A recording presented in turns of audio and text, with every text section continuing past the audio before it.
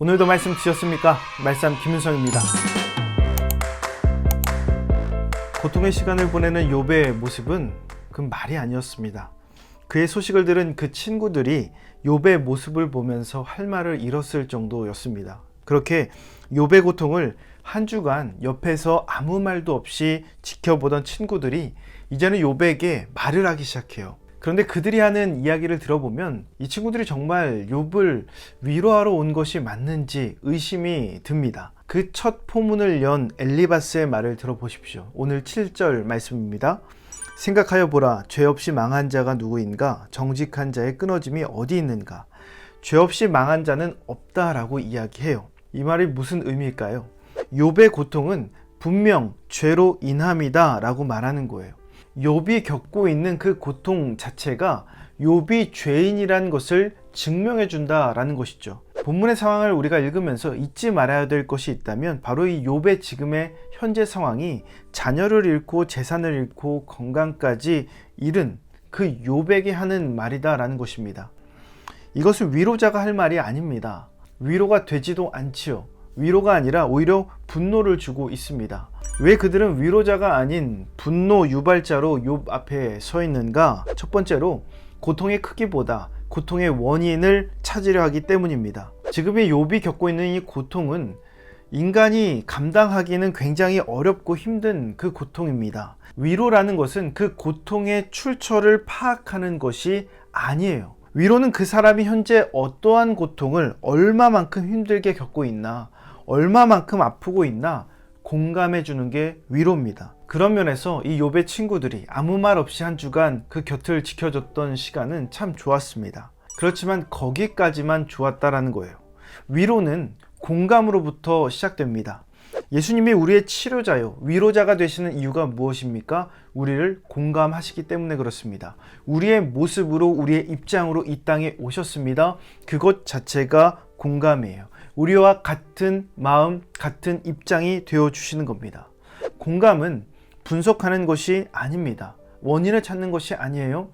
예수님은 우리의 죄를 분석하고 원인이 어디 있는지 분석한 것이 아니라 죄인이었던 우리를 있는 그대로 사랑해 주시기 위해서 오신 겁니다. 분석이 아니라 공감이에요. 분석이 아니라 사랑으로 품어주셨다는 겁니다. 아이를 양육해야 되는 상황에 올 때 전문가들이 공통적으로 가장 먼저 하라고 이야기하는 것이 있습니다. 바로 감정 코칭이에요. 아이의 그 상황의 감정을 인정해 주는 거예요.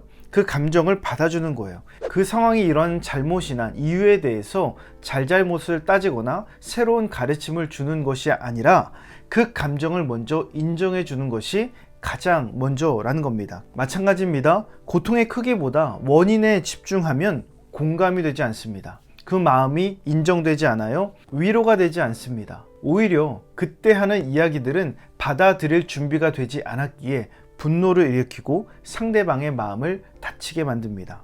원인보다 그 상황을 인정하고 공감하십시오. 잘잘못은, 그 이유는, 그 출처는 나중에 따져도, 나중에 말해도 전혀 늦지 않는다라는 겁니다. 두 번째로 하나님을 규칙 안에 가두어 설명하려고 하기 때문에 그렇습니다.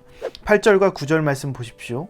내가 보건대 악을 밭갈고 독을 뿌리는 자는 그대로 거두나니 다 하나님의 입 기운에 멸망하고 그의 콧김에 사라지느니라. 엘리바스는 심은 대로 거둔다라는 법칙 속에서 욥의 상황을 설명하려고 합니다. 심은 대로 거둔다, 틀린 말은 아닙니다. 보편적으로 그렇게 우리가 알고 있고 믿고 있어요. 하나님은 공의로우시기에 이 땅의 삶을 통치할 때에 심은 대로 거두게 하시는 방법을 많이 사용하십니다. 그런데 욥의 경우는 다르지요.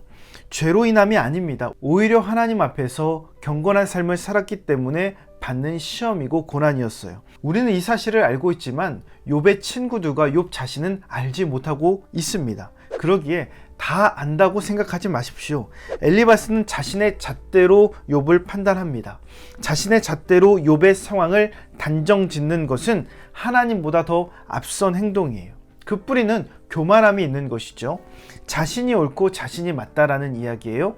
자신이 하나님을 다 알고 있다라고 이야기하는 겁니다. 자신이 알고 있는 그 보편적인 하나님의 법칙을 통해서 욥의 상황까지도 판단하고 결정짓는 겁니다. 그러나 우리가 반드시 간과해서는 안 될 사실이 있습니다. 우리는 하나님을 다 알 수가 없다라는 사실이에요. 우리가 아는 하나님의 그 모습은 전부가 아닙니다. 우리가 알고 있는 그 법칙들, 우리가 알고 있는 하나님의 그 원리들이 하나님의 전부를 나타내 주는 것은 아니라는 겁니다. 그러기에 엘리바스처럼 어려움에 있는 사람을 만날 때 자신이 아는 것으로 판단하지 말고 하나님의 뜻이 어디에 있는가, 이 사람이 얼마나 고통스러운 상황에 있는가, 그 상황을 기억하면서 기도해 주십시오. 중보해 주십시오. 위로해 주십시오. 그것이 가장 먼저 우리가 해야 될 일이다 라는 겁니다. 오늘도 하나님의 따뜻한 위로가 여러분의 삶을 통해서, 여러분의 고백을 통해서, 여러분의 기도를 통해서 주변에 흘러가기를 주님의 이름으로 축원합니다. 몇 가지 묵상 질문 알려드립니다. 누군가의 삶을 보며 평가하거나 정죄한 적이 있습니까? 다른 사람의 상황이나 삶의 모습에 대해 위로와 공감을 먼저 하는 편입니까? 아니면 그 원인에 대해서 분석하고 이유를 찾는 편입니까? 여러분 주변에 중보 기도가 필요한 사람은 누가 있습니까? 이 묵상 질문을 곰곰이 생각하시면서 오늘도 실천할 수 있는 구체적인 계획을 세워보시기 바랍니다. 오늘 말씀의 내용이 도움이 되셨다면 좋아요와 구독 꼭 눌러주시고 이 말씀이 여러분의 삶이 되기를 예수님의 이름으로 축복합니다.